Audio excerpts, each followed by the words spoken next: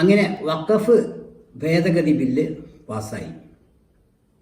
ഒരുപാട് അഭ്യൂഹങ്ങൾക്കും ആരോപണങ്ങൾക്കും കെട്ടുകഥകൾക്കും അതോടെ വിരാമമായി എന്ന് കരുതേണ്ട. ഇതൊരു പണ്ടോരാസ് ബോക്സ് പോലെ ഇനിയും ഇതേക്കുറിച്ചുള്ള പല സംശയങ്ങളും ചർച്ചകളും പരാതികളും അടിസ്ഥാനരഹിതമായ പരാതികളും ആരോപണങ്ങളും ഉയർന്നു വരിക തന്നെ ചെയ്യും. കാരണം ഈ ആരോപണങ്ങളുടെ ഒന്നും കാരണം വഖഫുമല്ല, ലവ് ജിഹാദുമല്ല, നാർക്കോട്ടിക് ജിഹാദുമല്ല എന്നതുകൊണ്ടാണ് ഈ പറഞ്ഞത്. കാരണം ഒരു പ്രശ്നം പരിഹരിച്ചു എന്നതുകൊണ്ട് അതിനെക്കുറിച്ച് ഇപ്പോൾ നിലവിൽ കത്തി നിൽക്കുന്ന ആരോപണങ്ങൾ നിലക്കുമെന്ന് ആരും പ്രതീക്ഷ വെക്കേണ്ട എന്ന് പറഞ്ഞു എന്ന് മാത്രം, ഓർമ്മപ്പെടുത്തിയെന്ന് മാത്രം. വഖഫ് നിയമം എന്നത് മുസ്ലിങ്ങൾക്ക് ഇന്ത്യയിലെ മറ്റാരുടെയും സർക്കാർ പ്രോപ്പർട്ടി പോലും പിടിച്ചെടുക്കാനുള്ള ഒരു അവകാശമാണെന്ന് വ്യാപകമായി തെറ്റിദ്ധരിപ്പിക്കപ്പെട്ടുകൊണ്ടിരിക്കുകയാണ്. മാത്രമല്ല, വഖഫ് സ്വത്തുക്കൾ എന്നുള്ളത് മുസ്ലിങ്ങൾ മറ്റുള്ളവരിൽ നിന്ന് അനധികൃതമായും അവിഹിതമായും പിടിച്ചുപറിച്ച് ഉണ്ടാക്കിയ പ്രോപ്പർട്ടിയാണ്, മുതലാണ് എന്നും ആരോപണമുണ്ട്. കൂടാതെ ഇനി വഖഫ് ഭേദഗതി വരുന്നതിലൂടെ മുനമ്പം പ്രശ്നം ശാശ്വതമായി പരിഹരിക്കപ്പെടും എന്നൊരു പ്രചാരവേലയും ഇതിലൂടെ സാന്ദർഭികമായി ഉണ്ട്.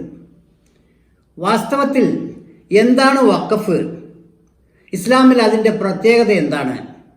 സമൂഹത്തിൽ, പൊതുസമൂഹത്തിൽ അതുകൊണ്ടുള്ള പ്രയോജനം എന്ത്?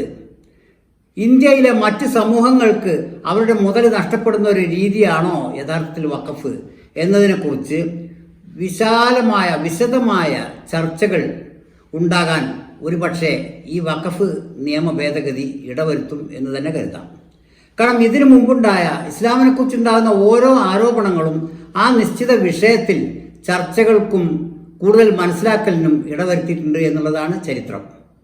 ഈ അവസ്ഥയിൽ ഈ വഖഫ് ബില്ല് ഭേദഗതി അത് നടക്കട്ടെ നടക്കാതിരിക്കട്ടെ, അതുകൊണ്ട് ഗുണമുണ്ടാകട്ടെ ഇല്ലാതിരിക്കട്ടെ, വഖഫ് എന്നൊരു ആശയത്തെക്കുറിച്ച് ഉള്ള മനുഷ്യർക്കുള്ള ധാരണകളിൽ പൊളിച്ചെഴുത്ത് ഇനി അത് ഇടവരുത്തും എന്നുള്ളതാണ് ഇതിലെ ഗുണകരമായ ഒരു വശം.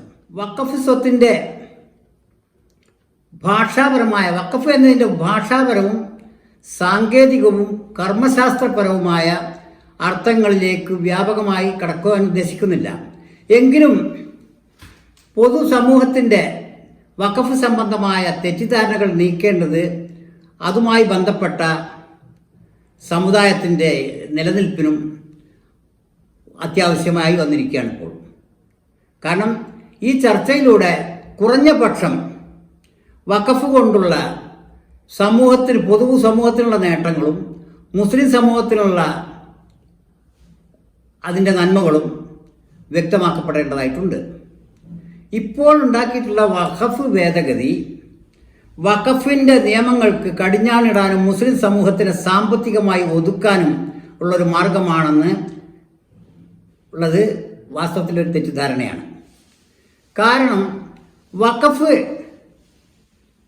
അതിൻ്റെ കെടുകാര്യസ്ഥത കൊണ്ട് മാത്രം തന്നെ, വഖഫ് ബോർഡിൻ്റെ കെടുകാര്യസ്ഥത കൊണ്ട് മാത്രം തന്നെ കോടാനുകോടി പ്രോപ്പർട്ടി ഈ സമുദായത്തിനോ ഈ നാടിനോ യാതൊരു പ്രയോജനമില്ലാത്ത വിധം അഴിമതിക്കും മറ്റ് കയ്യേറ്റങ്ങൾക്കും മറ്റുമായി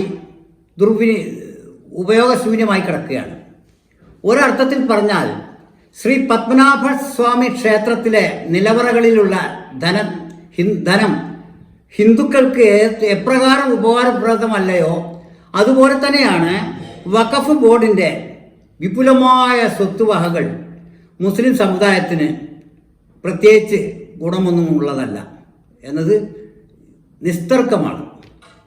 അതായത് വഖഫിൻ്റെ സമ്പത്ത് എത്രയാണെന്ന് ചോദിച്ചാൽ ചില സ്ഥിതിവിവര കണക്കുകളുടെ അടിസ്ഥാനത്തിൽ 8,72,000 വസ്തുവകകൾ, 9,40,000 ഏക്കർ ഭൂമി, അതിൻ്റെ ഏകദേശ വില 1.2 ലക്ഷം കോടി. ഇത് ഒഫീഷ്യൽ വിലയാണ്. യഥാർത്ഥ മാർക്കറ്റ് വില ഇതിൻ്റെ 10 ഇരട്ടിയിലധികം വരും എന്നാണ് കണക്ക് കൂട്ടപ്പെടുന്നത്. ഇത്രയും പ്രോപ്പർട്ടി, ഇതിനേക്കാൾ കൂടുതലുള്ള 1-2 സ്ഥാനത്തുള്ളത് ആംഡ് ഫോഴ്സസ് ആൻഡ് ഇന്ത്യൻ റെയിൽവേസിന് മാത്രമാണ് ഇതിലധികം ഭൂമിയുള്ളത്. ഭൂമിയുടെ കാര്യത്തിൽ മൂന്നാം സ്ഥാനത്താണ് ഈ വഖഫ് ബോർഡ് എന്ന് കാണാം. എന്നിട്ടും എന്തേ മുസ്ലിങ്ങൾ പരമദരിദ്രരും കേരളം ഒഴികെയുള്ള സംസ്ഥാനങ്ങളിൽ ദളിതരെക്കാളും പിന്നോക്ക അധകൃത ജനവിഭാഗങ്ങളെക്കാളും താഴേക്കിടയിൽ കിടക്കുന്നു എന്നുള്ള യാഥാർത്ഥ്യം അപ്പുറത്തുണ്ട് താൻ. സച്ചാർ കമ്മീഷൻ പോലെയുള്ള കമ്മീഷനുകൾ അത് വെളിപ്പെടുത്തിയിട്ടുണ്ട്. ഇത്രയേറെ പ്രോപ്പർട്ടി മുസ്ലിങ്ങളുടെ പേരിൽ അവർക്ക് വെറും അപഖ്യാതി ഉണ്ടാക്കാൻ മാത്രം ഉപകാരപ്പെട്ടുകൊണ്ട് അവർക്ക് സാമ്പത്തികമായി യാതൊരു മെച്ചവും നന്മയും നൽകാത്ത രീതിയിൽ കെടുകാര്യസ്ഥത കൊണ്ട് മാത്രം അനാഥമാക്കപ്പെട്ടോ അവഗണിക്കപ്പെട്ടോ കിടക്കുകയാണെന്നാണ് ഇതിന് സാരം. ഇപ്പോഴത്തെ നിർദ്ദിഷ്ട ഭേദഗതി, വഖഫ് ഭേദഗതി ബില്ല് വഖഫ് സ്വത്തുക്കളുടെ ഭരണത്തിൽ മുസ്ലിമേതര സമൂഹങ്ങളെ, നോൺ മുസ്ലിംസിനെ കൂടെ ചേർക്കുക എന്നുള്ളതാണ് ഒരൈറ്റം എന്ന് കേൾക്കുന്നു. BJP സർക്കാരിന്, രാജ്യം ഭരിക്കുന്ന സർക്കാരിന് മറ്റെന്തെങ്കിലും ഗൂഢലക്ഷ്യങ്ങളുണ്ടോ എന്നുള്ളത് നമുക്കറിഞ്ഞുകൂടാ. ഏതായാലും ഇതേവരെ 10-75 കൊല്ലം സ്വാതന്ത്ര്യാനന്തര ഇന്ത്യയിൽ ഭരിച്ച ഗവൺമെന്റുകളും അത്ര മികച്ച ലക്ഷ്യത്തോടെയോ നല്ല ഉദ്ദേശത്തോടെയോ വഖഫ് സ്വത്ത് കൈകാര്യം ചെയ്യപ്പെട്ടിട്ടില്ല എന്നതിൻ്റെ ഉദാഹരണമാണല്ലോ ഇപ്പോഴത്തെ ഈ എല്ലാ പ്രശ്നങ്ങൾക്കും കാരണം. ഉദാഹരണത്തിന് മുനമ്പത്തെ വഖഫ് സ്വത്തിൻ്റെ കാര്യം തന്നെ എടുക്കാം. 400-ൽ പരം ഏക്കർ ഭൂമി ഏതോ ഒരു സന്മനസ്സുള്ള ആള് വഖഫ് ചെയ്തു. പക്ഷെ അത് ചെയ്യപ്പെട്ട അതിൻ്റെ ഗുണഭോക്താക്കളായിരിക്കേണ്ട വ്യക്തികൾ തിരിഞ്ഞു നോക്കാതെയോ അതല്ലെങ്കിൽ ദുരുപയോഗം ചെയ്തോ ഇന്ന് അത് വലിയൊരു വിവാദമായി ഒരു സമുദായത്തിന്റെ നിലനിൽപ്പിനെ തന്നെ, സമുദായത്തിന്റെ അഭിമാനത്തിന്റെ ആത്മാഭിമാനത്തെ തന്നെ ചോദ്യം ചെയ്യുന്ന തരത്തിൽ വളർന്ന് രാഷ്ട്രീയ പ്രശ്നമായി, രാഷ്ട്രീയ മുതലെടുപ്പിന് ഹേതുവായി തീർന്നിരിക്കുന്നു എന്നുള്ളത് ആ വഖഫ് ബോർഡിന്റെ കെടുകാര്യസ്ഥതയുടെ മിസ്മാനേജ്മെന്റിന്റെ മികച്ച ഉദാഹരണമാണ് മുനമ്പം. ഇതുപോലെ ഇതിനേക്കാൾ വഷളായ അവസ്ഥയിലാണ് ഇന്ത്യ ഒട്ടുക്ക് നേരത്തെ പറഞ്ഞ പോലെ വിപുലമായ 1.2 ലക്ഷം കോടിയുടെ മുതലിന്റെ അവസ്ഥയും ഇത് തന്നെയാണ്. അതുകൊണ്ടാണ് ഇത്രയൊക്കെ പ്രോപ്പർട്ടി ഒരു സമൂഹത്തിൽ ഉണ്ടായിട്ടും ആ സമൂഹം രാജ്യത്തെ ഏറ്റവും പിന്നോക്ക ദരിദ്ര വിഭാഗങ്ങളുടെ ഇടയിൽ എണ്ണപ്പെടേണ്ടി വന്നതും. ഈ അർത്ഥത്തിൽ, ഈ അവസരത്തിൽ ഇതുകൂടെ പശ്ചാത്തലമാക്കിക്കൊണ്ട് വേണം പുതിയ വഖഫ് ഭേദഗതി ബില്ലിനെ കാണാൻ. അതായത് ചില സമുദായങ്ങൾ, സഹോദര സമുദായങ്ങൾ മുസ്ലിങ്ങളെ അടിക്കാനുള്ള, മുസ്ലിം സമുദായത്തെ എതിർക്കാനുള്ള ഒരു വടി, ഒരു ഉപകരണം എന്ന നിലയ്ക്ക് ഈ വഖഫിനെ ഉപയോഗിക്കുന്നതായി കാണുന്നുണ്ട്, ദുരുപയോഗം ചെയ്യുന്നതായി കാണുന്നുണ്ട്. അത് ഈ വഖഫ് നല്ലതായാലും ചീത്തയായാലും ഇനി മറ്റീ വഖഫ് തന്നെ വേണ്ടെന്ന് വെച്ചാലും അവർ അടിച്ചുകൊണ്ടിരിക്കും. കാരണം അവരുടെ ബദ്ധശത്രു മുസ്ലിങ്ങളായി, മുസ്ലിം സമുദായമായി ഇരിക്കുന്ന കാലത്തോളം അതിന് പരിഹാരമൊന്നും നമ്മൾ നിർദ്ദേശിക്കേണ്ടതില്ല, കാണേണ്ടതുമില്ല, വേവലാതിപ്പെടേണ്ടതുമില്ല. പക്ഷേ മുസ്ലിങ്ങൾക്ക് ഇതിൽ കുറിച്ച് ചിന്തിക്കാനുണ്ട്. മുസ്ലിങ്ങളിലെ ബുദ്ധി ഉപയോഗിക്കുന്ന വിഭാഗത്തിന് ഇതിൽ കുറേ ചിന്തിക്കാനുണ്ട്, പാഠങ്ങളുണ്ട്. അതായത് വഖഫ് സ്വത്തിൻ്റെ ഭരണത്തിൽ അമുസ്ലിങ്ങളെ ഉൾപ്പെടുത്തുന്നു എന്നുള്ളതാണ് ഒരു വേവലാതി, ഒരു പരാതി. മുസ്ലിങ്ങളുടെ കമ്പനിയിൽ, മുസ്ലിങ്ങളുടെ സ്ഥാപനങ്ങളിൽ മുസ്ലിമേതര സമുദായങ്ങളെ ജോലിക്ക് വെക്കുന്നതിന് തുല്യമായി കണക്കൂട്ടിയാൽ മതി. അത് ഇങ്ങനെ മുസ്ലിമേ അല്ലാത്ത വ്യക്തികളുടെ കൈകാര്യ കർത്തൃത്വത്തിലൂടെയെങ്കിലും വഖഫിന്റെ സ്വത്തുക്കൾ സംരക്ഷിക്കപ്പെടുകയും നേർവഴിയിൽ വിനിയോഗിക്കപ്പെടുകയും ചെയ്യട്ടെ എന്നാണ് നിഷ്പക്ഷമതികൾ കരുതുന്നത്. കടുത്ത വർഗീയ മനസ്ഥിതി ഇല്ലാത്ത ആളുകൾ, എന്നാൽ മതബോധമുള്ളവർ വഖഫ് സ്വത്ത് ഈ രീതിയിൽ അനാഥമായി കിടക്കുന്നതിനെ ഇഷ്ടപ്പെടുന്നവരല്ല. അതുകൊണ്ട് തന്നെ പുതിയ ഭേദഗതി നമുക്കൊന്ന് പരീക്ഷിക്കാം. കാരണം മുസ്ലിം അല്ലാത്ത കൂട്ടരും കാര്യപ്രാപ്തിയുള്ള മാനേജ്മെന്റുകൾ അതിൽ വരട്ടെ. കാരണം മുസ്ലിം അല്ലാത്തവരെ കൈകാര്യകർത്തൃത്വത്തിന് ഏൽപ്പിക്കുന്നത് ഇസ്ലാം നിരോധിച്ചിട്ടുള്ള കാര്യമൊന്നുമല്ലല്ലോ. അതായത് മുസ്ലിങ്ങളുടെ സ്ഥാപനങ്ങളിലും മുസ്ലിങ്ങളുടെ രാജ്യങ്ങളിലും മുസ്ലിങ്ങളുടെ ഭവനങ്ങളിലും ആരാധനാലയങ്ങളിൽ പോലും അതിൻ്റെ നിർമ്മിതിയിലും മറ്റു മെയിൻ്റനൻസിലും മുസ്ലിമേതര ആളുകളൊക്കെ ഉപയോഗിക്കാമെങ്കിൽ വഖഫ് ബോർഡിന്റെ ഭരണത്തിൽ മാത്രം എന്തുകൊണ്ട് മുസ്ലിങ്ങളല്ലാത്തവർ ഉണ്ടായിക്കൂടാ? വഖഫ് ബോർഡിനെ അങ്ങനെ മതേതരവൽക്കരിക്കാം. കാരണം വഖഫ് പ്രോപ്പർട്ടി സംബന്ധമായ കാര്യമാണത്, പരലോകമല്ലത്. അത് ഇഹലോകത്തിലെ വസ്തുവകകളും അതിൻ്റെ വിനിയോഗവും സംബന്ധിച്ചതാണത്. വഖഫ് സ്വത്തിൻ്റെ ഗുണഭോക്താക്കൾ മുസ്ലിങ്ങളെ ആയിരിക്കാവൂ എന്നൊരു നിബന്ധനയുമില്ല. കാരണം ഒരു മുസ്ലിം അല്ലെങ്കിൽ ഇസ്ലാം അതിൻ്റെ സമ്പത്തിൻ്റെ ഗുണഭോക്താക്കളായി കാണുന്നത് അതേപടി വിശ്വസിക്കുന്നവർ മാത്രമല്ല, ഒരു മുസ്ലിമിന് അവൻ്റെ ഗൃഹാന്തരീക്ഷത്തിനപ്പുറത്ത് അവൻ്റെ സറൗണ്ടിങ്, അതായത് അയൽവാസികൾ, അയൽവാസികൾക്ക് അവകാശമുണ്ട് അവൻ്റെ സ്വത്തിൽ. എന്നിരിക്കെ അവൻ്റെ വഖഫ് സ്വത്ത് കൈകാര്യ കർത്തൃത്വത്തിൽ മുസ്ലിമേതര ആളുകൾ ഉണ്ടായിക്കൂടാ എന്നുള്ളത് സത്യസന്ധമായും കാര്യക്ഷമമായും കാര്യകർത്തൃത്വം ചെയ്യുന്ന മുസ്ലിങ്ങളല്ലാത്തവരെയും അതിൽ ഉപയോഗിക്കാവുന്നതാണ് എന്നതിന് ഫത്വകൾ കണ്ടെത്തട്ടെ പണ്ഡിതന്മാർ. ഏതായാലും സാധാരണക്കാരനായ എനിക്കത് പറയേണ്ട ആവശ്യമില്ല, പറയാൻ കഴിയുകയുമില്ല. പക്ഷേ ഒരു സമുദായത്തിൽ, ഒരു രാജ്യത്ത് ഇത്രയേറെ സമ്പത്തുണ്ടായിട്ടും ആ രാജ്യത്തെ ഏറ്റവും ദരിദ്രനായ ആളുകളുടെ കൂട്ടത്തിൽ എണ്ണപ്പെടുക എന്നുള്ളതൊരു നാണക്കേടാണ്. നാണക്കേട് മാത്രമല്ല, അതിജീവനത്തെ സാരമായി ബാധിക്കുന്ന ഒരു അവസ്ഥ കൂടിയാണത്. അത് വളരെ പരിതാപകരമാണ്. വഖഫ് സ്വത്തിൻ്റെ ഗുണഭോക്താക്കൾ, വഖഫ് സ്വത്തിന് നാം നേരത്തെ പറഞ്ഞതുപോലെ കർമ്മശാസ്ത്രപരമായി 4 ഘടകങ്ങളുണ്ട്. ഭാഷാപരമായും സാങ്കേതികമായും അതിൻ്റെ അർത്ഥ തലങ്ങൾ വേറെയുമുണ്ട്. എന്നൊക്കെയാണെങ്കിലും അതിൻ്റെ ആത്യന്തികമായ ടാർഗറ്റ്, അതിൻ്റെ ഗുണഭോക്താക്കൾ സർവമതസ്ഥരും സർവമനുഷ്യരുമാണ്, അല്ലാതെ മുസ്ലിങ്ങൾ മാത്രമല്ല. എങ്കിലും പ്രധാനമായും മറ്റ് കാലങ്ങളിലേക്ക് പോയാൽ ആരാധനാലയങ്ങളും മുസ്ലിങ്ങളുമായി ബന്ധപ്പെട്ട പൊതു സ്ഥാപനങ്ങൾക്കാണ് പൊതുവായി വഖഫ് സ്വത്തുകൾ അതിൻ്റെ ഗുണത്തിന് വേണ്ടി, വളർച്ചയ്ക്ക് വേണ്ടി ഉപയോഗപ്പെടുത്തിക്കൊണ്ടിരുന്നത്. വഖഫിൻ്റെ ഒരു അടിസ്ഥാന അർത്ഥം വസ്തു നിലനിൽക്കുക, അതിൻ്റെ ഗുണം, അതിൻ്റെ പ്രയോജനം മറ്റുള്ളവർക്ക് കൂടി എത്തിക്കുക എന്നുള്ളതാണത്. അത് ഏത് വസ്തുവായാലും ആ വസ്തു കൈയോടെ മുഴുവനായി ദാനം ചെയ്യുന്നതിന് പകരം ആ വസ്തുവിൻ്റെ ഗുണങ്ങൾ, അതിൻ്റെ ഫലങ്ങൾ ദാനം ചെയ്യുന്ന ഒരു സംവിധാനമാണത് ഒരർത്ഥത്തിൽ. അതിൻ്റെ ഒരർത്ഥം അതാണ്.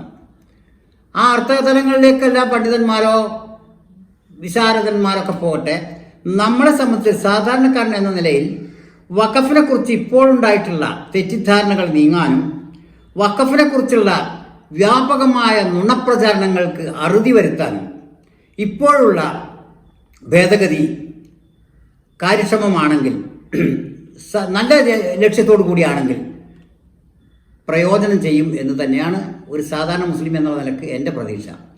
ഈ വഖഫ് ഭേദഗതി ബില്ലുകൊണ്ട് മുസ്ലിങ്ങളുടെ നിലനിൽപ്പ് തന്നെ അപകടത്തിലാകും എന്ന വേവലാതിയൊന്നും ശരാശരി മുസ്ലിങ്ങൾക്കില്ല. ചില അധികാര സ്ഥാനങ്ങളിൽ ഇരിക്കുന്നവർക്കും അധികാര സ്ഥാപനങ്ങൾക്കും ഒരുപക്ഷെ അങ്ങനെ ഒരു വേവലാതി ഉണ്ടായേക്കാം. അതല്ലാതെ ഇന്ത്യയിലെ ശരാശരി മുസ്ലിമിനെ സംബന്ധിച്ച് വഖഫ് നിയമ ഭേദഗതി യാതൊരു അർത്ഥത്തിലും അവർക്ക് പ്രതികൂലമായി ബാധിക്കുന്നതല്ല എന്നുള്ളതാണ് സത്യം. പിന്നെ ഇപ്പോൾ കത്തി നിൽക്കുന്ന രാഷ്ട്രീയ ഇഷ്യൂ ആക്കി തീർക്കപ്പെട്ടിരിക്കുന്ന മുനമ്പം ഇഷ്യൂ പോലെയുള്ള കാര്യങ്ങളിൽ ഈ വഖഫ് ഭേദഗതി കൊണ്ട് എന്തെങ്കിലും പ്രയോജനം ഉണ്ടാവുമെന്ന് പ്രത്യക്ഷത്തിലൊന്നും തോന്നുന്നില്ല. അത് ചില രാഷ്ട്രീയക്കാർ പ്രചരിപ്പിക്കുന്നത് പോലെയുള്ള അത്ഭുതകരമായ പ്രയോജനങ്ങളൊന്നും അതിലേതായാലും ഉണ്ടാകാൻ പോകുന്നില്ല. മുസ്ലിം സമുദായം നേരത്തെ തന്നെ നിശ്ചയിച്ച അതിൽ കുടികിടപ്പുകാരായ ആളുകളെ ഒഴിപ്പിക്കില്ല എന്ന ആ കാര്യം കൊണ്ടേ എന്തെങ്കിലും പ്രയോജനം മുനമ്പത്തുകാർക്ക് ഉണ്ടാവുകയുള്ളൂ. പുതുതായി ഗവൺമെൻറ് കൊണ്ടുവന്ന ഭേദഗതി അവർക്ക് ഏതെങ്കിലും തരത്തിൽ സഹായകമാകും എന്ന പ്രതീക്ഷ ഏതായാലും തൽക്കാലം വേണ്ട എന്നുള്ളതാണ് എനിക്ക് പറയാനുള്ളത്. പക്ഷേ മുസ്ലിം സമുദായം വഖഫ് ഭേദഗതിയുടെ ഫലങ്ങളൊന്നും ഇല്ലാതെ തന്നെ ആ പ്രദേശത്തിൻ്റെ തർക്കം രമ്യമായി സമുദായ സ്പർദ്ധയ്ക്ക് ഇടവരുത്താതെ തീർക്കുമെന്ന് നമുക്ക് പ്രതീക്ഷ ഉണ്ട്. അതിനുള്ള ആ രീതിയിലാണ് ഇതേവരെ മുസ്ലിങ്ങളുടെ ഭാഗത്തു നിന്നുണ്ടായിട്ടുള്ള എല്ലാ സംഭാഷണങ്ങളും പ്രസ്താവനകളും ഇതേവരെ ഉണ്ടായിട്ടുള്ളത്. ആത്മീയതക്കും ദൈവികതക്കും ഒക്കെ അപ്പുറം കേവലം സാമ്പത്തികതയ്ക്ക് വേണ്ടി നിലകൊള്ളുന്ന, പ്രവർത്തിക്കുന്ന ചില മതപ്പേരിലുള്ള സഭകൾ എന്തുകൊണ്ടോ ഈ അടുത്ത കാലത്തായി മുസ്ലിം സമുദായത്തിന് നേരെ കിട്ടുന്ന ഒരവസരവും പാഴാക്കാതെ ആക്രമിക്കാൻ ശ്രമിച്ചുകൊണ്ടിരിക്കുന്നു. ഈ വഖഫ് വിഷയത്തിലും അവരുടെ നിലപാട് വ്യത്യസ്തമല്ല.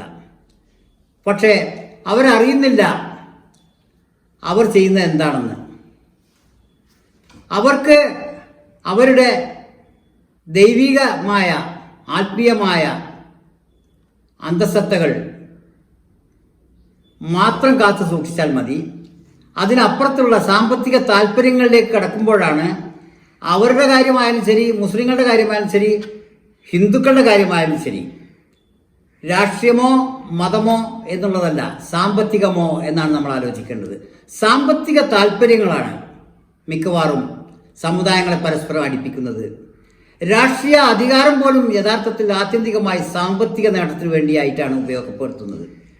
രാഷ്ട്രീയം വാസ്തവത്തിൽ അതിൻ്റെ ലക്ഷ്യം പരമാധികാരം ജനങ്ങളെ സേവിക്കുക എന്നാണെങ്കിലും സാമ്പത്തിക നേട്ടം ഉണ്ടാകുന്നതാണ് രാഷ്ട്രീയം. സാമ്പത്തിക നേട്ടം ഉണ്ടാക്കാൻ വേണ്ടിയാണ് മതം. സാമ്പത്തിക നേട്ടത്തിന് വേണ്ടിയും പുരോഗതിക്കും വേണ്ടിയാണ് സമുദായം. എല്ലാ കാര്യങ്ങളും സാമ്പത്തികമായ ഒരൊറ്റ ലക്ഷ്യത്തിലേക്ക് നീങ്ങുമ്പോൾ അവിടെ മതത്തിനെന്ത് പ്രസക്തി, രാഷ്ട്രീയത്തിനെന്ത് പ്രസക്തി, മറ്റ് മൂല്യവ്യവസ്ഥകൾക്ക് എന്ത് പ്രസക്തി, സംസ്കാരത്തിനെന്ത് പ്രാധാന്യം? ഈ അവസ്ഥയാണ് ഇന്നിപ്പോൾ. സമുദായങ്ങൾ അവയുടെ സ്റ്റാൻഡ് ഉറപ്പിക്കേണ്ടത് അവർ നിലകൊള്ളുന്ന അവർ പ്രഖ്യാപിത നയങ്ങളുണ്ട്, മതപരമായ ആത്മീയമായ, അതിൽ ഊന്നിക്കൊണ്ട് വേണം. അതിനെ മറന്നുകൊണ്ട് കേവല സാമ്പത്തിക താല്പര്യങ്ങളുടെ പേരിൽ, സാമ്പത്തിക കിടമത്സരങ്ങളുടെ പേരിൽ സമുദായങ്ങളെ അധിക്ഷേപിക്കാൻ നിൽക്കരുത് എന്നൊരു അഭ്യർത്ഥനയെ എല്ലാ സമുദായങ്ങളോടും, എൻ്റെ സ്വന്തം സമുദായം ഉൾപ്പെടെ എനിക്ക് പറയാനുള്ളൂ. അങ്ങനെ വഖഫിൻ്റെ പേരിലുള്ള കൂടുതൽ ചർച്ചകൾക്ക് വഴിവെക്കട്ടെ പുതിയ സംഭവ വികാസങ്ങൾ എന്ന ആത്മാർത്ഥമായ അഭിലാഷത്തോടെ ഇത് നിർത്തുന്നു.